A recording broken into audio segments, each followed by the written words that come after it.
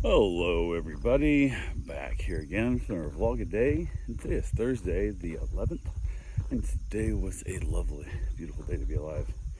Got up this morning a little earlier than I probably wanted to, but I'm still running the East Coast time zone, so it makes a difference, I guess, in the process. So got up though, heard Carol on the phone, and the phone call went different. Until it changed. She got some really bad news about my cousin, and he had a stroke.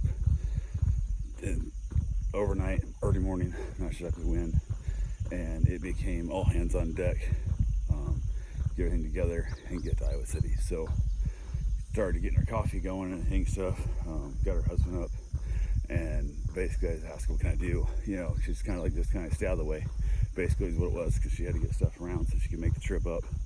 And it was not good. It's not good news. Basically, she got packed up, got everything done. Claire got a hold of the neighbor and we talked about they're going to feed the cows, which offered, but I don't know. It's taking longer to tell me what I need done with where and what, because I'm not here enough than it would just to call him and let the neighbor come do it. So got that taken care of. Got told what to do with the dog, because we're responsible for the dog, so we can't take it with them. And they basically hauled butt out of there real quick. Took clothes for the night in case whatever, who knows, kind of things, just prepare for whatever they can do. And I got up, got around the rest of the way, headed into town, stopped by, there's a running trail by the reservoir that I like to run on, ran around it. Actually ended up having a cigar up by the upper res. It's a beautiful little spot, enjoyed the early morning weather, got my run in, and then I don't really have much to do with my grandfather anymore. It's just, I don't know. I try, but he never reaches back out. My motto is like 5 phone calls, I reach out to him, and then I tell him on the 5th one, like, I've reached out to you 5 times in a row. It's your turn now. And then it'll go months. I won't hear from him. And then eventually, after, there's 3 to 6 months, I'll get a phone call from him that lasts for all about 30 seconds, maybe a minute and a half, and then done again. So I'm like, yeah, screw it, whatever. So I could just go use his shower, because he literally lives a block from the running trail, where one of the parts of the running trail I'm going to run on. And I won't bother asking my grandfather for a shower, because I feel like I'm putting him out. It's too much for him to offer me a shower, kind of thing. So I went ahead and said, held it. I was planning on driving my way back down to the farm, which is about a half an hour. And I was going to make an hour extra on drive down and back to get a shower. And I thought, hell, to use the restroom up there at the reservoir, and noticed there were showers in there. Said for registered campers only, but I'm like, I'll take my chances. No towel, no nothing. So after I went and did my run, got back, I snuck into the shower house, hit the shower real quick, and then basically drip dried myself a little bit and put on some clothes over my wet body, didn't really care. So headed out from there, went and did a couple little things around town, kind of looking at some different, properties and stuff. And as I drove by, saw my grandfather was out in the driveway, garage door open. So I stopped and thought I'll talk to him for a little bit. And we chatted for a little while.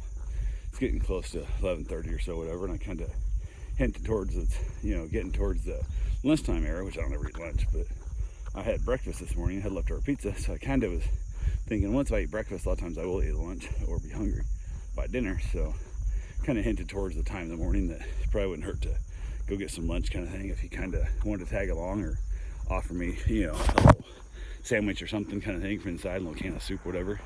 And if not, and of course, if he offered me some of his soup or a slice of bread with some butter on it, that would take money that he'd have to pay for, and he's not big on providing anything that cost him anything.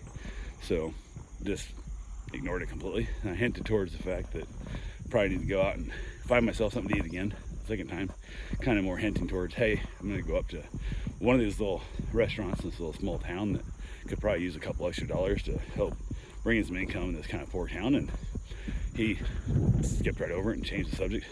And the third time, I kind of basically came right out and said, hey, I'm going to get food, and since apparently you don't seem to be interested in eating with me, I'm going to leave now. So thinking, well, you're like, oh no, I'll eat with you and stuff. Him to the point of basically saying, hey, I'm willing to buy you a sandwich. And he's just like, no, I think he had that fear, like I was going to get there and sneak him out and go like, oh, I'm not paying for it, you got to pay for it, kind of thing. So didn't offer to invite me into his house, nothing. We sat out in the driveway on a couple hard ass metal lawn chairs that just are uncomfortable to get out, and didn't offer to show me any new toys he got in the garage or any new tools, or take me in the house, show me nothing. Never, didn't even mention the fact that my grandmother never came up in the subject at all. She's been dead for a few years now. Didn't come up. I brought her up at one point, and he changed the subject real quick and kind of talked about alcoholism and the family and whatnot. Mentioned a little bit of that, and of course he again says, "Oh, I never knew that." And I'm like, "Really?" I kind of call him out a little bit. I say, it's kind of strange that you can remember everything that's ever happened to us, basically, more than anybody I've ever known. You have one of the best brains when it comes to all kinds of things. We'll talk about this trip to here, that trip to there, and you'll remember this car, and that person, this happening. But every time we've talked about this alcoholism in our family, you always say you've never heard of it. You didn't know that was a thing. And this has been going on for, 15 years now.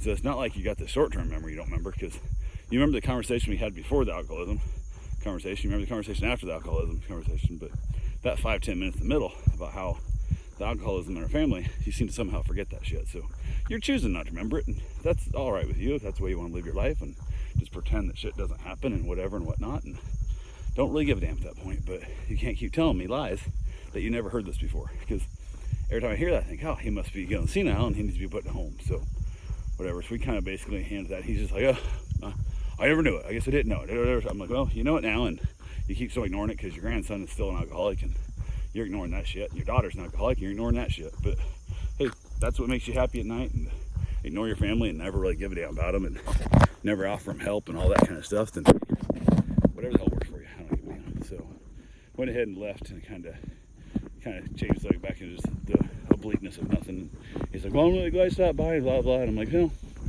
Eventually, at some point, you're not going to be, because I keep bringing up this whole thing that family's full of alcoholics and problems and whatnot, and you're kind of the oldest matriarch of the family that could have helped hold this shit together a little better, and never tried, never wanted to. So it is what it is. I told him, I said, well, I've now made the effort to come see you, so that's on your turn now to call me. So I'll look for your phone call, because I haven't heard from you in 6 months, maybe longer, and I show up here, so guess what? Now it's your turn to call, and if I don't hear from you again, I'll assume that I guess you're still alive, maybe, or maybe not. Who the hell knows? So that's where I left it. Got in the truck, drove away, drove around town a little bit, and then headed up to Ottumwa to see my buddies and his father.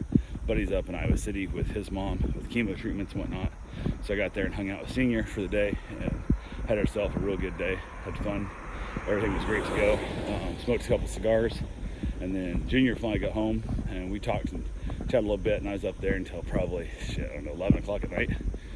It was pretty late, so I got home. It was past midnight, which is 1 a.m. my time, but it is what it is. Everybody's all concerned about driving home with deer and animals and whatnot and all that good fun stuff, but we ended up with the fact that I saw no deer on the way home. I saw deer on the run, saw deer out in the day, and no deer on the run home, on the drive home. Saw a possum, 2 raccoons, and a hawk, and then 2 owls. One was a gigantic, big old freaking horned owl, whatever it was. It was massive. The thing was so big, and that was right there in Exline. And the only thing that really was close to me is the raccoons. I was doing about 60 down the road there, and they come running out in front of me. I slammed brakes on. I got down about 15 when they finally popped out of the way. But only deer I saw, I guess technically I saw a deer, but it was off in the ditch far enough that it didn't even slow down, because it was facing the opposite direction. He wasn't coming at me, so I don't know if that really counts, but because it wasn't in the road. So yeah, you get an hour and a half, maybe, I don't know, maybe an hour and 15-minute drive, and that's the amount of animals you see at midnight in southern Iowa. So anyway, that's all I got for right now. I will talk to you guys tomorrow. Have yourself a safe, wonderful day. Thanks for watching.